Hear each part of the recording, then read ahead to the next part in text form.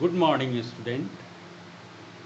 Today I am going to start my 10th video lecture for class 10th subject chemistry.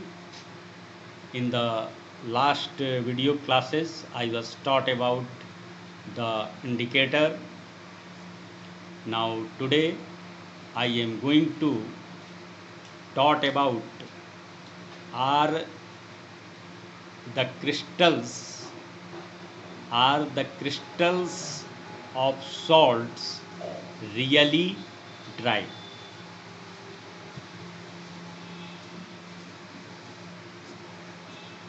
Are the crystals of salt really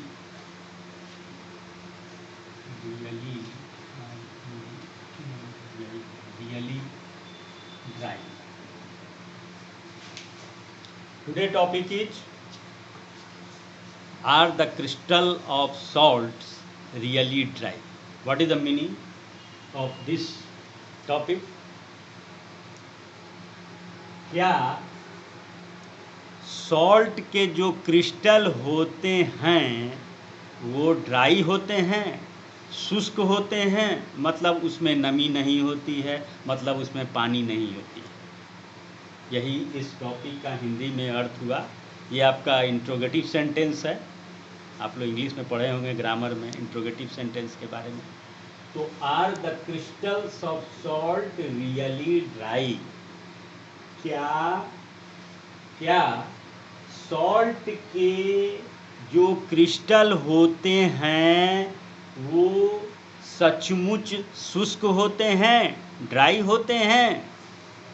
इसके बारे में हमको बताना है। सबसे पहले हम लोग को we should know about what is salt, how salt is form. तो salt is formed by the combination of when an acid reacts with base, then we get salt and water also. Salt का formation जब कोई अम्ल भस्म के साथ अभिक्रिया करता है तो सॉल्ट का निर्माण होता है, लवण का निर्माण होता है। यहाँ पर प्रश्न पूछा जा रहा है कि क्या जो सॉल्ट के क्रिस्टल होते हैं वो सचमुच शुष्क होते हैं, ड्राई होते हैं, उसमें नमी नहीं होती है? ये हमें प्रमाणित करना है। तो इसे प्रमाणित करने के लिए कि सॉल्ट में नमी नहीं होती है, क्या सॉल्ट जो है वो सचमुच ड्राई होता है, शुष्क होता है? इसे प्रमाणित करना है कि क्या यह ड्राई होता है।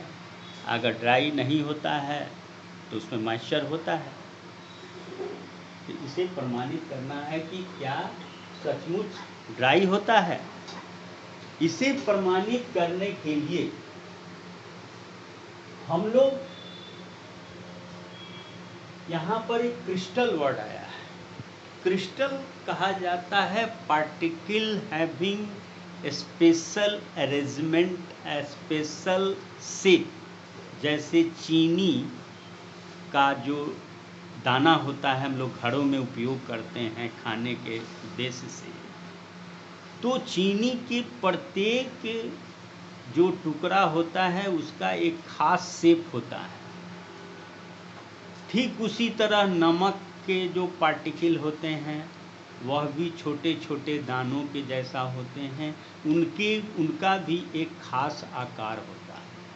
तो क्रिस्टल सॉल्ट के क्रिस्टल मतलब जो दाना दाना जैसा छोटे छोटे टुकड़े के रूप में पाया जाता है उसे हम लोग क्रिस्टल कहते हैं।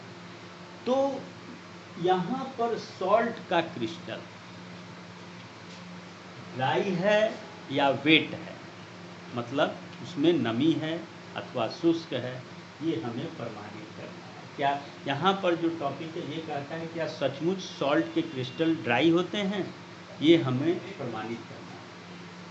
तो यहाँ पर जो है सॉल्ट के रूप में जैसे हम लोग जो है कॉपर, आपके एनसीईआरटी बुक में कॉपर सल्फेट जिसका फॉर्मूला होता है CuSO4 5s2, CuSO4 5s2।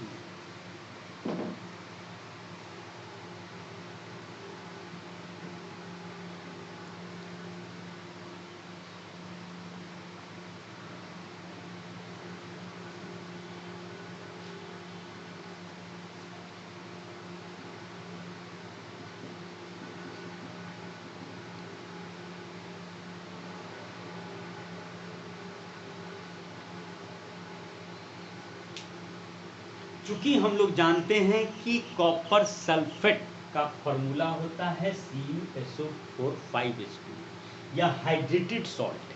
Hydrated का मतलब होता है जिसमें वाटर मॉलिक्यूल हो। Several type of hydrated salts, copper sulphate जिसका ट्रेड नेम ब्लू विट्रियोल होता है, इसका केमिकल नेम कॉपर सल्फेट होता है। Copper sulphate pentahydrate. अदर जो हाइड्रेटेड सॉल्ट हैं हमारा green vitriol FeSO4 7H2O, Epsom salt MgSO4 7H2O, global salt CaSO4 10H2O, gypsum salt CaSO4 2H2O। These are the hydrated salt. Hydrated का मतलब जिसमें water molecule. तो किसी सॉल्ट के साथ जो वाटर मॉलिक्यूल होता है, जो वाटर मॉलिक्यूल सॉल्ट से एसोसिएटेड होता है, जुड़ा होता है, उसको हम लोग कहते हैं वाटर, उसको हम लोग कहते हैं water of crystallization. Water of crystallization, crystallization को हिंदी में कहा जाता है रवाकरण। वाटर का मतलब जल, रवाकरण का जल। प्रत्येक सॉल्ट में रवाकरण का जल होता है, वाटर ऑफ क्रिस्टलाइजेशन होता है। यानी अगर आपसे पूछा जाए कि how many water molecule are present in copper sulphate, तो आप कहेंगे 5। How many water of crystallization present in copper sulphate? 5:2। If you have to ask that how many water molecule is present in green vitriol, FeSO4 7H2।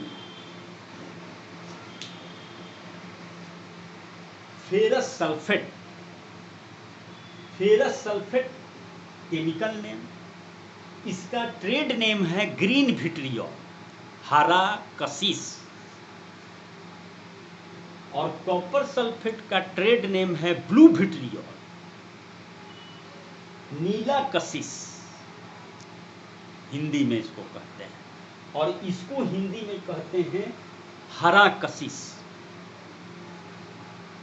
तो इसी तरह से और भी salt हैं, Epson salt MgSO4 7H2O, global salt CaSO4 10H2O,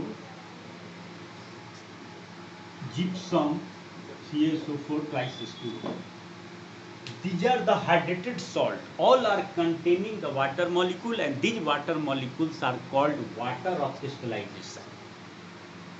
What is water of crystallization? The fixed number of water molecule present in one formula unit of salt, in one molecule of salt, है ना? The fixed number of water molecule present in one formula unit of salt is called water of crystallization. तो यहाँ पर हम दिखाने के लिए, प्रमाणित करने के लिए कि क्या सॉल्ट के क्रिस्टल ड्राई होते हैं, शुष्क होते हैं, उसे प्रमाणित करने के लिए सर्वप्रथम हम एक टेस्ट ट्यूब लेते हैं, जो कि आपके भागवत विद्यापीठ विद्यालय के केमिस्ट्री लैब में उपस्थित है।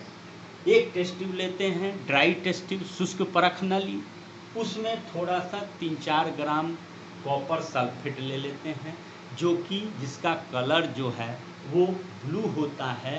ये एक्टिविटी, ये प्रैक्टिकल आपके क्लास 9th में है, जो कि हम क्लास में भी केमिस्ट्री लैब में आप लोग को 9th क्लास में ये हम एक्टिविटी कराए हैं। ये प्रैक्टिकल आपके सिलेबस में है, उसको मेरे द्वारा संचालित किया जा चुका है केमिस्ट्री लैब में भी, और क्लास में भी कभी कभी हमने एज ए एक्टिविटी के रूप में आप लोगों को दिखाया है।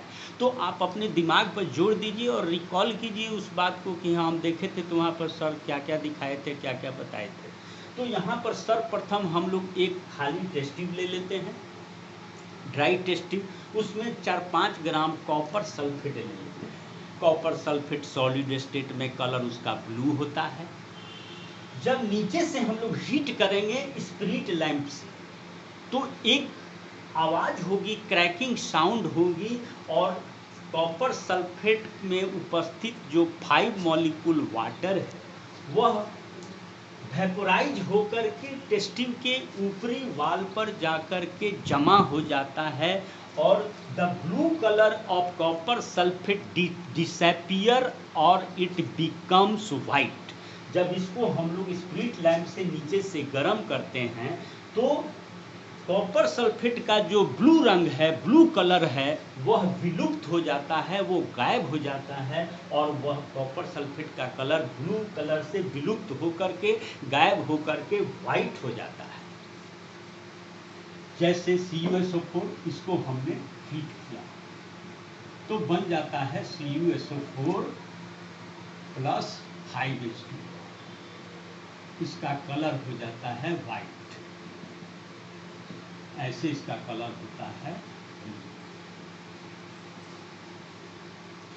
तो ब्लू कलर विलुप्त होकर के व्हाइट हो जाता है, यानी किसी भी हाइड्रेटेड सॉल्ट का कलर उसके वाटर ऑफ क्रिस्टलाइजेशन के कारण होता है। The water of crystallization is responsible for the colour of any salt. यहाँ पर जो है ब्लू कलर कॉपर सल्फेट का होने के लिए वाटर ऑफ क्रिस्टलाइजेशन, रवाकरण का जल जिम्मेदार है। तो इसको जब हीट किए तो ये ब्लू से वाइट हो गया। टेस्ट ट्यूब के ऊपरी पोर्शन पर वाटर ड्रॉपलेट जाकर के जमा हो जाता है, और जमा होने के पश्चात सॉल्ट का कलर वाइट हो जाता है। फिर अगर हम इस वाइट कॉपर सल्फेट के ऊपर, वाइट कॉपर सल्फेट के ऊपर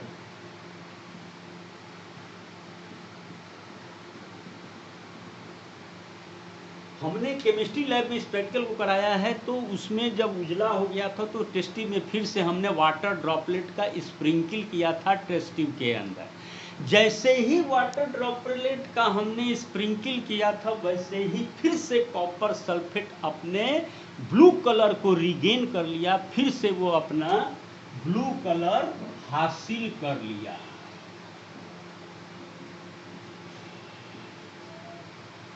फिर से कॉपर सल्फेट का कलर नीला हो गया जब हम टेस्ट ट्यूब के अंदर पानी का बूंद वाटर ड्रॉपलेट छिड़के थे।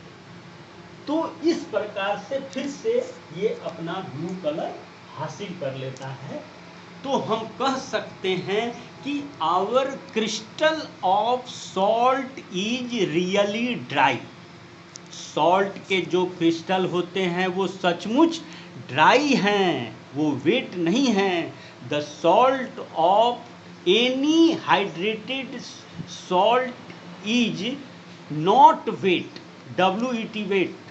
वह भींगा हुआ नहीं होता है, वह नमी युक्त नहीं होता है, वह ड्राई होता है, शुष्क होता है, क्योंकि वह वाटर ऑफ क्रिस्टलाइजेशन जो है वो क्रिस्टल से एसोसिएटेड होता है, क्रिस्टल से जुड़ा हुआ होता है। That is the reason we can see that finally we can see that the water present in hydrated salt is associated with the crystal of the salt. So we can say that the salt is the hydrated salt is not wet, it is completely dry. यह शुष्क होता है, wait नहीं होता है. That is the reason that we can say that the salt of crystals are really dry. Now today topic is going to finish. Thank you. Dhanyavad. Bye bye.